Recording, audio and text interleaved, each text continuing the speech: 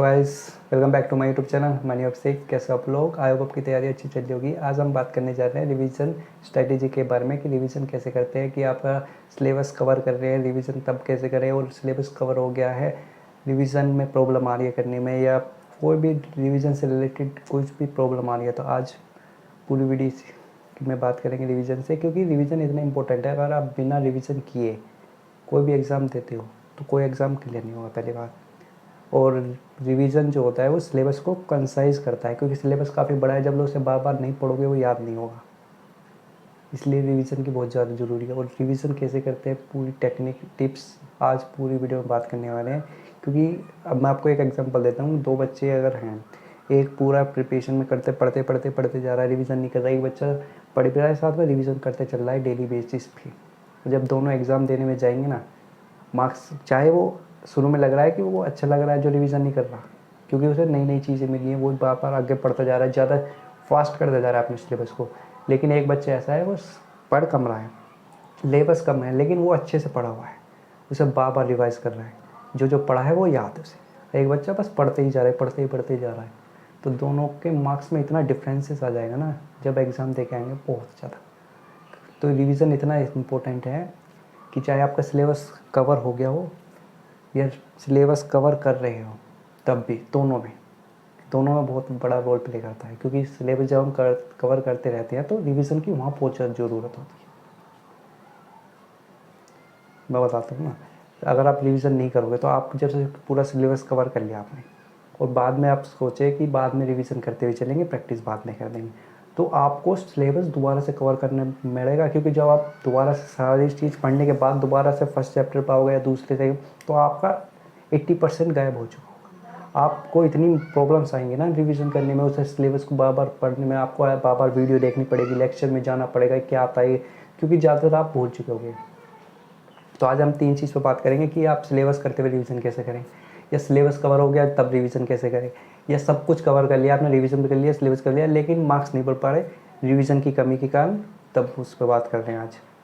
और जैसे रिवीजन करते वक्त प्रॉब्लम ये आती है कि हम पहचान नहीं पाते कि कौन सा इंपॉर्टेंट है, कौन सा इंपॉर्टेंट नहीं है। क्योंकि रिवीजन में भी बहुत कुछ वेरी करता है। क्योंकि कुछ टॉपिक ऐसे होते हैं कि मस्ट नो होते हैं, कि ये पता होना चाहिए, उन्हें हम टॉप लिस्ट में रखते हैं कि इन्हें ज़्यादा से ज़्यादा रिवाइज़ करें। और कुछ ऐसे टॉपिक होते हैं लेकिन इतने इंपॉर्टेंट नहीं होते, लेकिन उनका सिलेबस काफ़ी बड़ा, तो उन्हें उसमें लिखे कि हम इसे टाइम बाद थोड़ा लॉन्ग टाइम के लिए बात भी कर सकते हैं। लेकिन जो मस्ट वाले हैं उन्हें तो हम अभी करेंगे, उन्हें कितनी बार रिवीजन करेंगे, उन्हें लिख देंगे कि हम इन्हें इतनी बार रिवीजन करेंगे, इस टाइम पे करेंगे। रिवीजन करने का भी एक टाइम टेबल बनाना पड़ता है, क्योंकि अगर आप पढ़ते ही जाओगे तो कुछ नहीं होगा।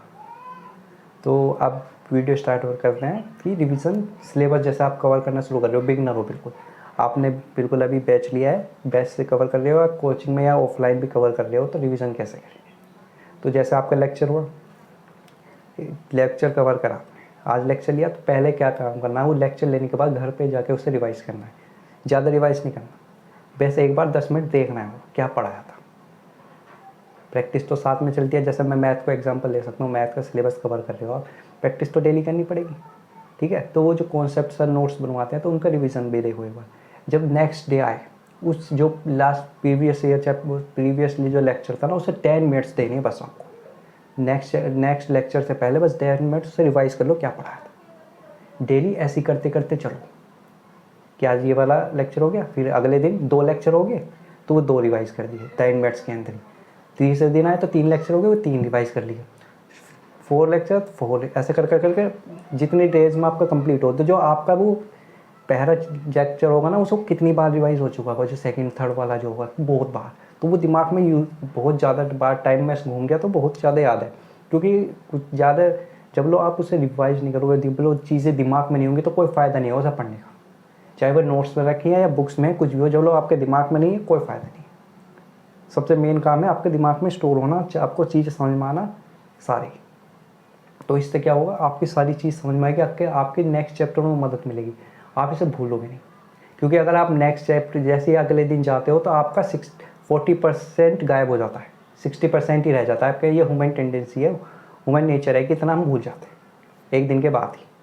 तो आप सोच लो कि डे बाय डे अगर आप ऐसे ही करते जाओगे तो सब कुछ भूल जाओ। अगर आप ऐसे करते जाओ तो जैसे आपका चैप्टर कंप्लीट हुआ तो पहले तो एक बार पूरा रिवीजन करना है, एक बार में पूरा चैप्टर का। फिर उसे बना लो 1-4-7 रूल पे बना लो उस चैप्टर को, कि अब मैंने आज रिवीजन करनी है, अब से मैं 4th डे पे रिवाइज करूँगा, फिर मैं 7th डे पे। ऐसी जितनी चैप्टर ऐड होते ना, क्योंकि जब ज़्यादा चैप्टर हो जाएंगे ना तो रिवीजन करना जब कठिन हो जाता है, तो तब अरेंज करना है सारी चीज़ें।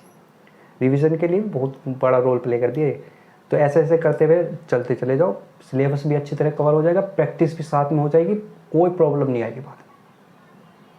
ठीक है, ये होता है जब सिलेबस कवर करने, कोई से सब्जेक्ट में लगा सकते हो।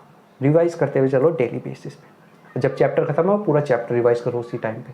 फिर वो चैप्टर कंप्लीट हो जाए, फिर 1-4-7 का रूल लगा लो, फर्स्ट डे पे करना है, 4th डे, फिर 7th डे। ठीक है, ये हो गया पूरा जब सिलेबस कवर कर लिया। अब बात करते हैं उनकी जिन्होंने सिलेबस कवर कर लिया है, साथ में रिवीजन नहीं किया। अब प्रॉब्लम ये आ रही है, जब रिवीजन करने बैठते हैं तो सब कुछ भूल चुके हैं, तो बार बार लेक्चर देखना पड़ रहा है, बार बार प्रॉब्लम आ रही है, क्वेश्चन नहीं बन पा रहे, बहुत दिक्कतें आ रही हैं। वे कैसे करें? तो आपको क्या करना है, आप एक चैप्टर दोबारा से उठाना पड़ेगा, कोई रास्ता नहीं है, करना तो पड़ेगा ही लेक्चर के दोबारा, चाहिए आपको वही टॉपिक देखना पड़े, आपको देखना पड़ेगा। घबराना नहीं है, थोड़ा टाइम ज़्यादा लग सकता है क्योंकि आपने वहाँ मेहनत नहीं की जहाँ करनी थी, तो आपको थोड़ा टाइम एक्स्ट्रा देना है। और आपके दोबारा गलती ये नहीं करनी कि मैं रिवीजन नहीं कर रहा या कर रही, साथ साथ आप मैथ में कर सकते हो, क्योंकि मैथ का काफ़ी बड़ा सिलेबस है, जीएस का काफ़ी बड़ा सिलेबस है। इनमें ज़्यादा प्रॉब्लम आ जाती है दोनों सब्जेक्ट में, क्योंकि हम भूलते रहते हैं, बात सभी भूलते हैं, कोई बात नहीं। जो रिवाइज ज़्यादा करता है ना वो अच्छा लेवल पर रहता है। जितनी बार चीज़ों को पढ़ोगे उतना अच्छा रहेगा, क्योंकि सारी चीज़ नहीं है। जब लोग नई चीज़ों को बार बार नहीं पढ़ोगे दिमाग में याद नहीं होंगी, क्योंकि मेरा तो एक ही रूल है, जब लोग आपकी चीज़ें दिमाग में नहीं है उस पर पढ़ने का कोई फ़ायदा नहीं हुआ। जैसे आपने कोई भी चीज़ है, चाहे आंखों के आगे से न घुमा दी, जब लोग दिमाग में याद नहीं है कोई फ़ायदा नहीं है। जब कुछ भी कोई सा भी सब्जेक्ट ले सकते हो आप, उसके अंदर कोई सा भी सब्जेक्ट के अंदर उसके अकॉर्डिंग बना लो। जब लोग वो चीज़, जैसे मैंने कोई टॉपिक याद किया कि मैंने चाहे देखा, ये आर्टिकल है मैंने देख लिए, चाहे अगर कोई और पूछ रहा है उसके बारे में अब मुझे याद नहीं है, तो मेरा कोई पढ़ना नहीं हो, वो वेस्ट हो गया मेरा टाइम।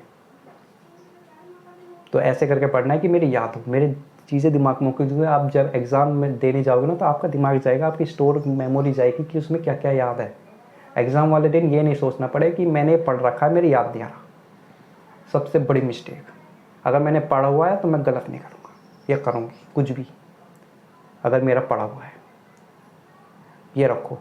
और जो आपको वो प्रॉब्लम आ रही है रिवीजन करने में, करो, चाहे एक चैप्टर को चैप्टर वाइज ढालो उसे, कि प्रैक्टिस को ज़्यादा डबल रखो। जब रिवीजन बार बार करो ना तो तरीके बदलते रहो, कि मैंने प्रैक्टिस के द्वारा आप करी है, मैंने कॉन्सेप्ट रिवाइज़ करे हैं, मैंने नोट्स बनाए हुए थे उनसे रिवाइज़ करे हैं।